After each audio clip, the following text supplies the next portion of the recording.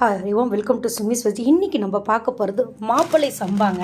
இதை பாருங்கள், இது மாப்பிள்ளை சம்பா பொரிங்க. அதில் இன்றைக்கி நம்ம மசாலா பொரி எப்படி செய்ய போகிறோன்றது பார்த்துடலாம். இது பாருங்கள், எண்ணெய் தேவையான அளவுக்கு எண்ணெய், பூண்டு ஒன்றும் பாதியமாக இடித்து வச்சுருக்கேன். நான் இதில் கருவேப்பிலை சீரகம் இடித்து வச்சுருக்கேன். அதுக்கப்புறமா இது மிளகாய்த்தூள், மஞ்சள், பொட்டுக்கடலை, வேர்க்கடலை, பச்சை வேர்க்கடலை.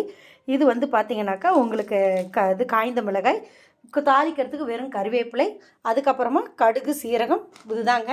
இப்போ இதில் எண்ணெய் விட்டுக்கலாங்க. கடுகு சீரகம், கருவேப்பிலை, காய்ந்த மிளகாய், பூண்டு,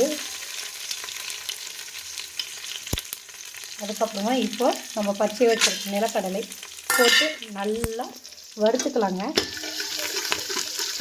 இப்போ பாருங்கள், நல்லா வறுபட்டுருச்சு. இதில் பொட்டுக்கடலை, கருவேப்பிலை இது ரெண்டுமே கொட்டிடலாம். அதே மாதிரி இது ஆர்கானிக் பொரிங்க. இதில் கண்டிப்பாக உப்பே இருக்காது. இந்த பொரியில் உப்பு சுத்தமாக இருக்காது. நம்ம எவ்வளோ பொரி வேணுமோ அதை நம்ம இது பண்ணிக்கலாம். இப்போ இதில் கொஞ்சம் மஞ்சத்தூள், மிளகாய்த்தூள் தேவையான அளவுக்கு போட்டு நல்லா கிளறலாங்க. நான் எண்ணெயும் கம்மியாக தான் விட்டுருக்கேன். பாருங்கள், பொரி கொட்டிடலாம். நல்லா வறுபட்டுருச்சு. நீங்கள் எவ்வளோ தேவையோ அந்தளவு பொரி இதில் கொட்டிக்கலாம். நான் அதில் முழு பொரியலுமே கொட்டிட்டேங்க நான்.